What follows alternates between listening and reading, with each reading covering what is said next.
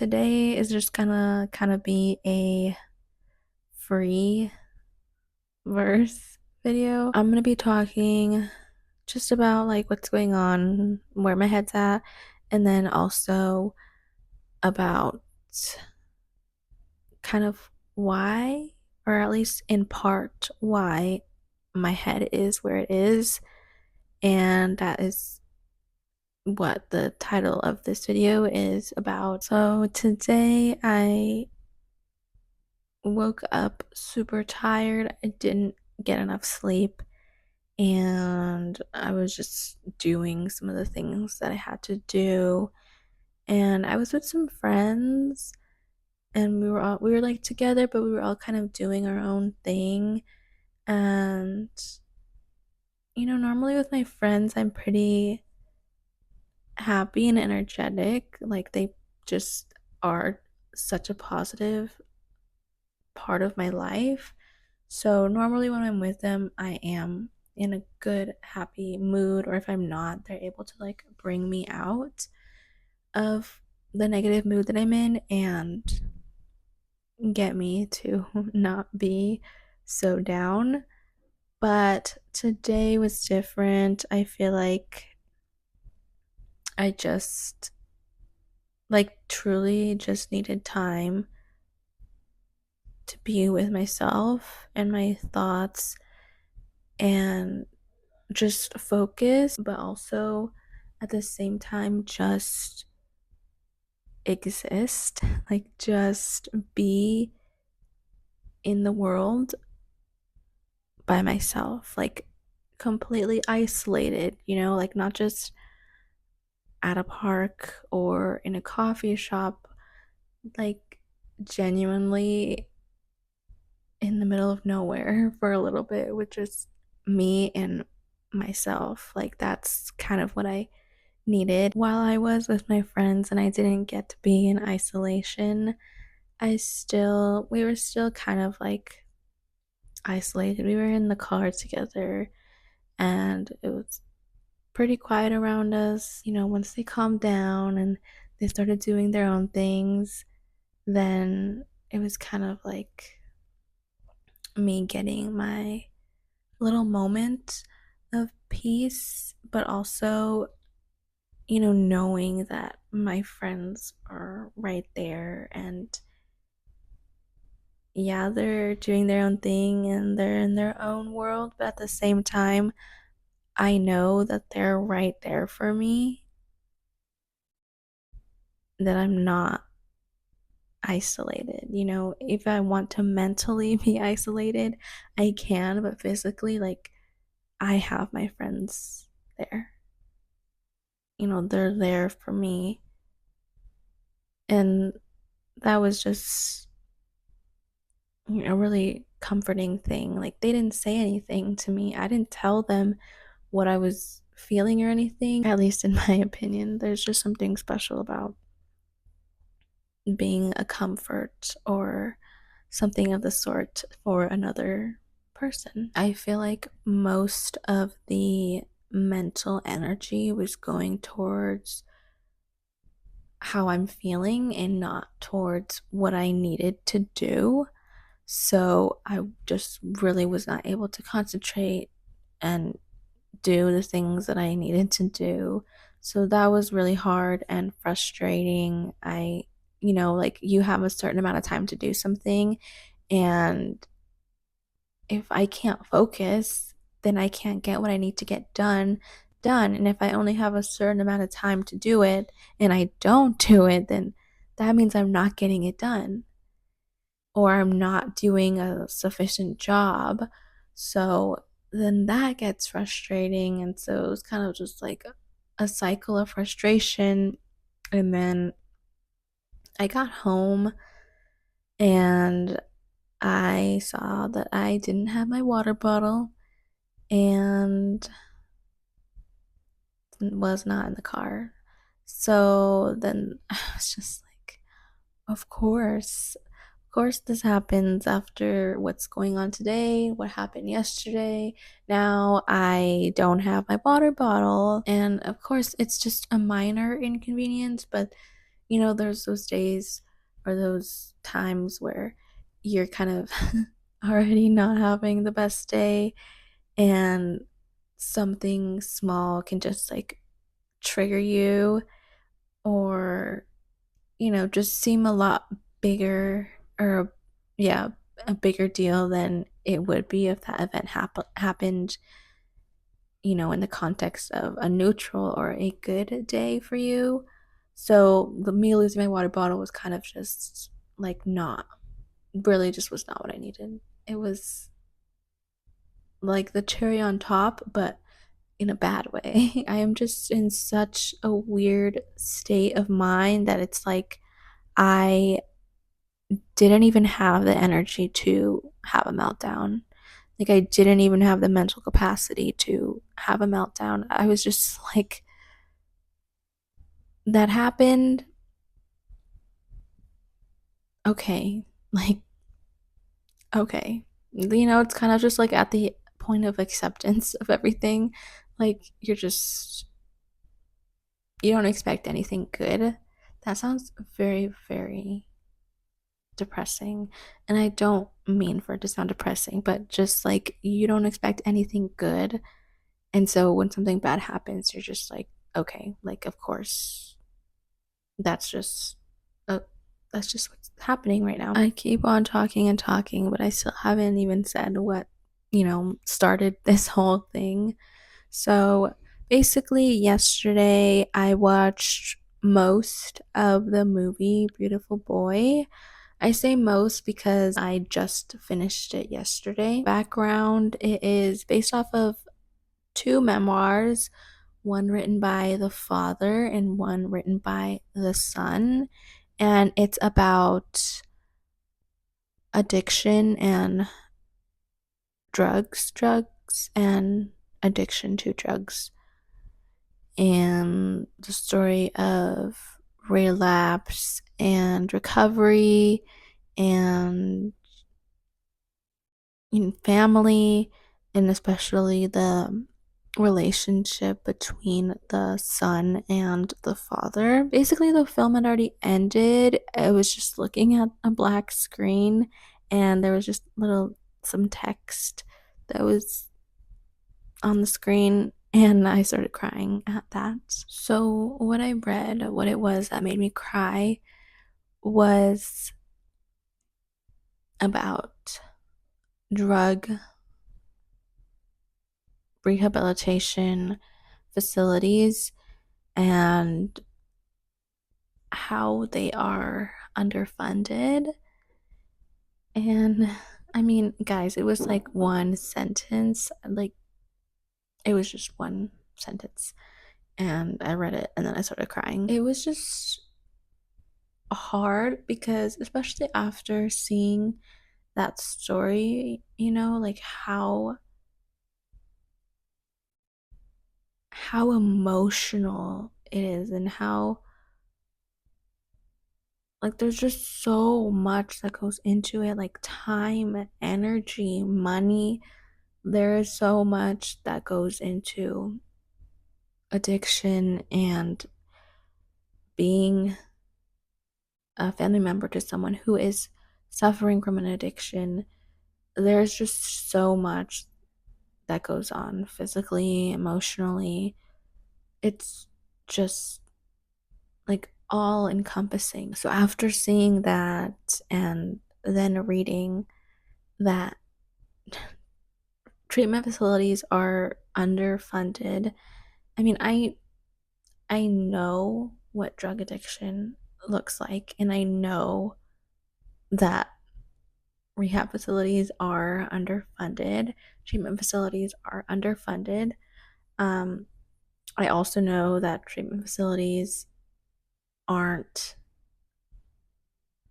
always the best for rehabilitation.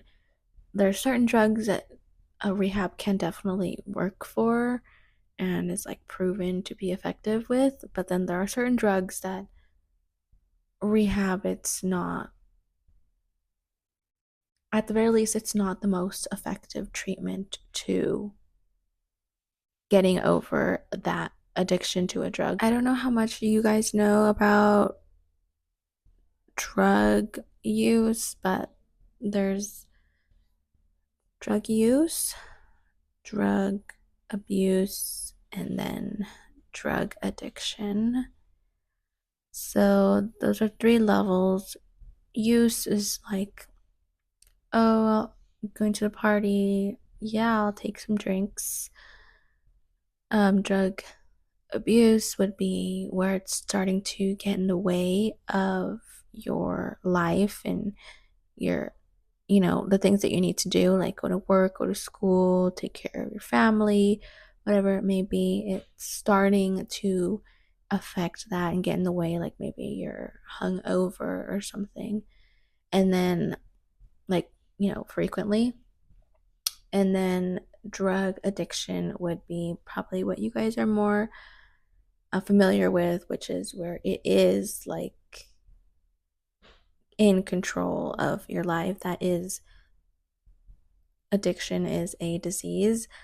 That is when the decisions aren't yours anymore. It's the drug talking. I've mentioned before that I know someone who abuses drugs, a drug, and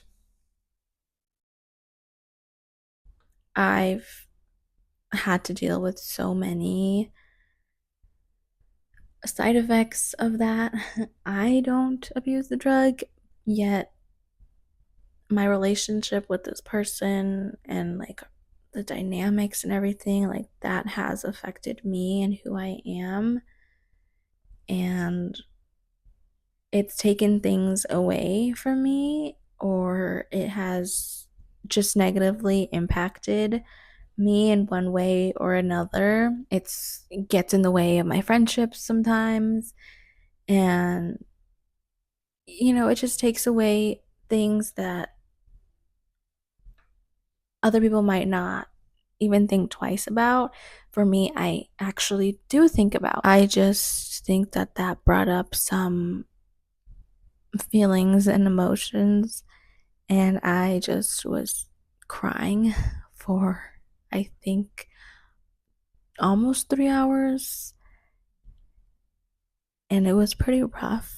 And even though I was only crying for 3 hours, I'm still feeling some not so great emotions, and I still have, some residual sadness in me because I did take that time, that time when I was emotional and when I was crying, I was thinking and expressing and just kind of like letting things out.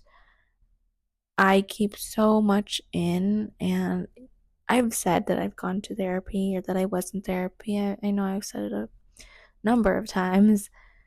And so I have talked about it. It's not something that I kept from my therapist. We didn't figure everything out, and I didn't go and find someone or people to help me that are more equipped or have more experience with helping people with that sort of thing.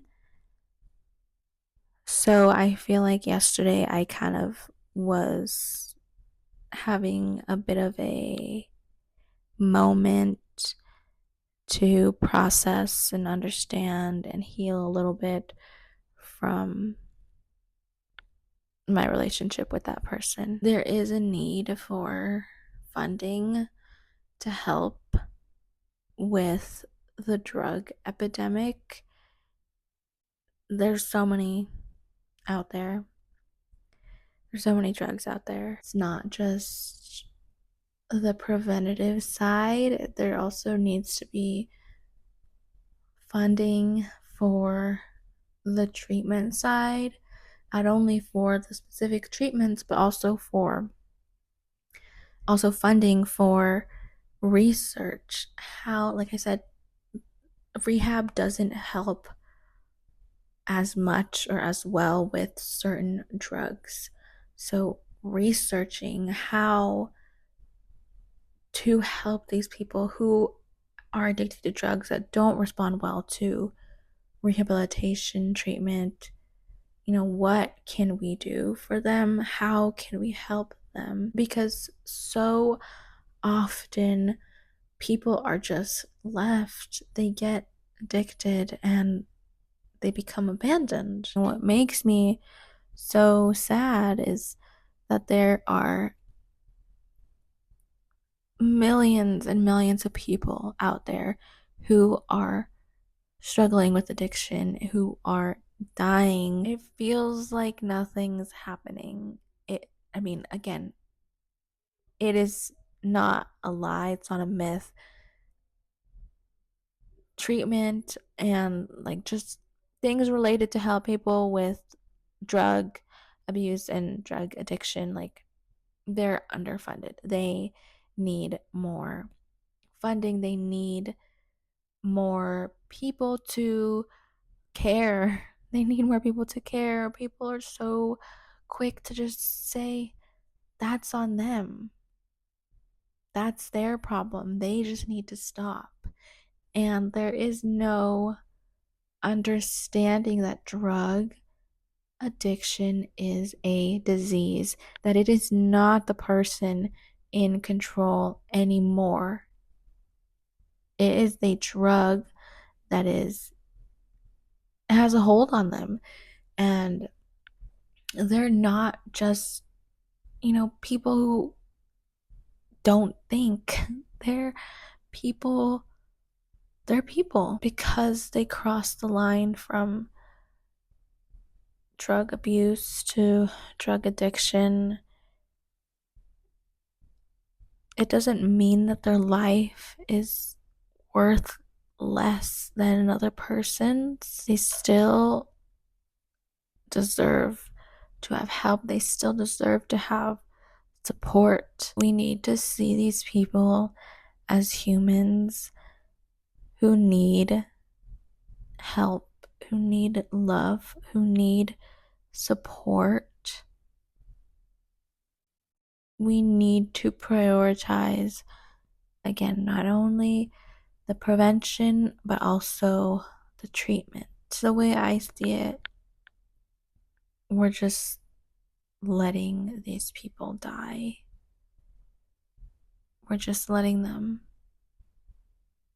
lose their lives alone. I just hope that this video at least makes you think a little bit about people who are suffering from addiction and makes you see them as humans, see them as worthy of helping. And I just hope that you all have compassion in your hearts for all humans out there, whether they're addicted to a drug or not. I just hope that you guys are all showing compassion to others in your life. It doesn't have to be you going out of your way. Just be compassionate, be kind to anyone that you cross paths with. You never know what you could do to someone's life, how you could positively impact their life, their day. So please just practice compassion when you're going about your life. And please try to also go out of your way sometimes and volunteer, donate, outreach, go into your community, go help in ways that you can help. You might not be a researcher, but you can help with funding research. So there are ways to help. We're not just stuck sitting around. We can help. So yeah, this was a serious video, but I genuinely thank you for watching. If you did get all the way to the end, I really, really thank you. I think that this is something that, deserves to be pushed, to be put out there for people to be made aware of. Again, I know that people are aware of the drug epidemic, but they're not aware that help is needed, that it's not a lost cause, that these people are not a lost cause, that they are able to do something. The world, the that society is able to do something about this to help.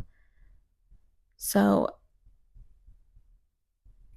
I hope that this message got to you guys. I hope people didn't just skip over this. But again, if you did make it to this part, I really, really thank you. If you know someone who abuses or is addicted to drugs, I really hope that you know that you are not going through this alone and that there are resources out there for you. I know you're not the one, or I know that you might not be the one using drugs, but there are resources out there for you as well as being a person who has some sort of relationship with someone who does abuse or is addicted to drugs. There are also resources out there for you. So you are not alone, and I am here as well. I can tell you that I have experienced struggles and I am still struggling. And so you're not alone. I hope that you guys have an amazing day, an amazing week, an amazing month, an amazing year, and an amazing life.